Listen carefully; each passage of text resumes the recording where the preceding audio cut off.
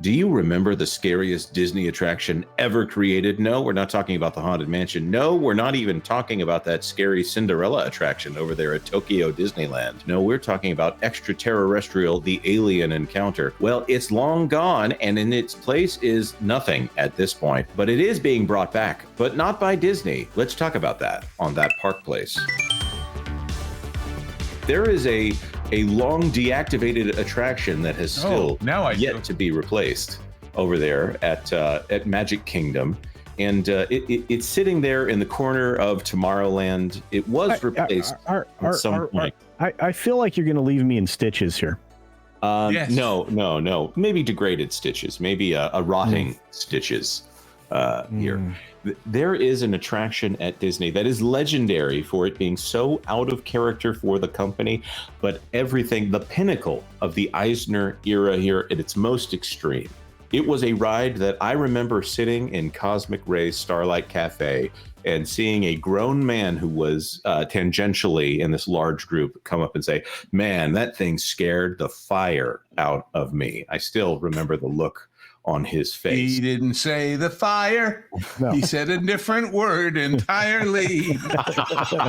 It's true. It's true because I was 10 years old when I went on that attraction. It scared the pants off of me. Go ahead, Coulter. It did. And you have to remember, I mean, that was originally based on like an entirely different ride system. I mean, it was brought in. It was like the most genius repurposing of a ride system ever created. We haven't actually said the name. Yeah, we haven't actually said the name. So let's talk about how this ride is coming back. Everybody on the panel I know knows what ride we're talking about. Not the real ride, but this is fascinating to me. Out of variety, Disney World's terrifying attraction, Alien Encounter, is being resurrected as a bloody play. This by Janelle Riley. Here. It's a late story, but I still think it's be of interest to our audience. Look at this. She looks so surprised. Unless you're a hardcore Disney fan, you probably don't remember the short-lived attraction, the extraterrestrial alien encounter, a theatrical experience. It was a theater, technically, there that ran briefly in the 1990s in Florida's Magic Kingdom. Having lived it, it doesn't feel like it was very brief. It garnered many complaints from crowds about its intensity. Browsing message boards and YouTube comments, many people still talk about how traumatizing the show was. Of course, it might seem quaint today, but its use of binaural sound and 4D effects spraying the audience with fluid, making them feel hot breath on the backs of their necks, was revolutionary. There's also the fact that the seats, you were in a harness, and it felt like things were stepping on the harness while you were in there. Yeah, you experienced hot breath on your neck. You experienced like things like going around your legs. This basically was Alien, the attraction, and it looked and felt it. This is an amazing experience. If you ever had this, rebuilding this would be for Disney incredibly inexpensive, and they could take it up to the next level. There is zero reason they should have an empty building sitting there instead of 2 theaters dedicated to this. Well, maybe they were waiting to see if all the glassware and stuff from the Star Cruiser didn't sell. They'd need someplace else to put it, and that building seemed like a good location. Need storage. But the point is, this is not about anything at Disney physically. It's about somebody who's done a play, basically, with special effects to spoof this thing, to satirize something. And as I said to Vash when he told me this was going to be today, I said, I may be an amateur at this, but the usual basic ingredient of satire is that everybody in your potential audience knows the original so well, they can laugh along with the satire.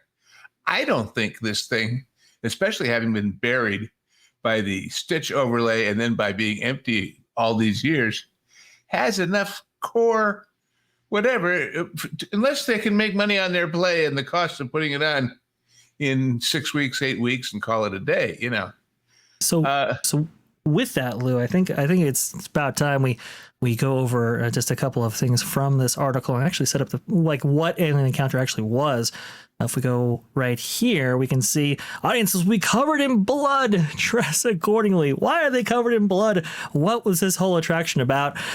This is very interesting to talk about the history of this, because I think it's absolutely fascinating. So this was a repurpose of an attraction that had already been repurposed before, at least at Disneyland. But this was, Rocket to the Moon was the original incarnation of this back in 1955 when it actually opened, using very archaic technology by today's standards. You had basically vibrating seats and a screen in the middle to kind of tell you that, hey, you're in a rocket and you're blasting off to the moon. One on the bottom and one on the roof, so that you could see the view ahead of your invented spaceship and the view behind you. And they did some really great animated footage of, Disneyland and then Orange County and then California and the whole Earth fading into the distance on that lower screen. Yes, a lot of animation actually. The elevator ride to the restaurant at Space 2020 is Space 220. 220, yeah. Same very idea. Similar attack. But they would have a pre-show that kind of said the fact that you were, part of calling Mr. NASA, Morrow. basically. There he is, Mr. Tom Morrow. Right. And so, when the, U.S. actually made it to the moon, well, this became a little bit, passe. So in the 1970s, they would upgrade this to Mission to Mars, but still very much the same basic concept. Hey, there you go. What they could do with that building. Revamp it, revitalize it, and make it a horror show for the left, because the monster is Elon Musk taking you to Mars, whether you want to go or not. That's not a bad idea. But how would you repurpose this? That was the kind of the key here for the new age. And so starting in the 1990s, when they actually got the rights to the Xenomorph itself through the deal with MGM for Disney MGM Studios, it was like, hey, let's go ahead and make an alien ride. Well, apparently George Lucas and a couple of others put the kibosh on that idea, but the premise of having an alien actually break loose while you were actually strapped down in a seat in the original Rocket to the Moon configuration was very attractive, and binaural audio was just taking off within Imagineering. These kind of 4D effects that we were talking about there were also taking off, and so it was like, okay, well, this is kind of a low cost thing. We can switch this out. Again, this was post Disneyland Paris. This was either right after or before the inception of Halloween Horror Nights across the road. Right.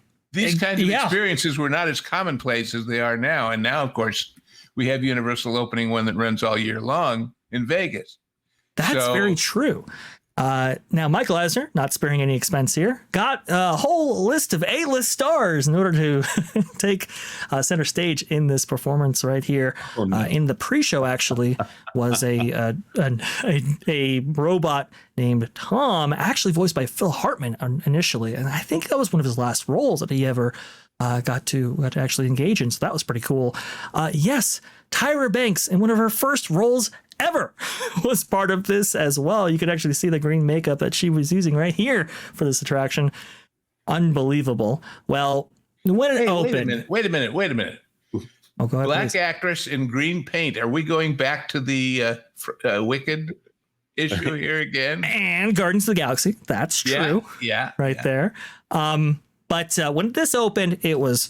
the complaints were nonstop. Again, this was a castle park, and you had what amounted to a horror attraction for this. So the pre-show was changed a little bit to be a little bit darker in tone. We should remember when you're at Disneyland and somebody says, this one's really scary, you go, yeah, sure.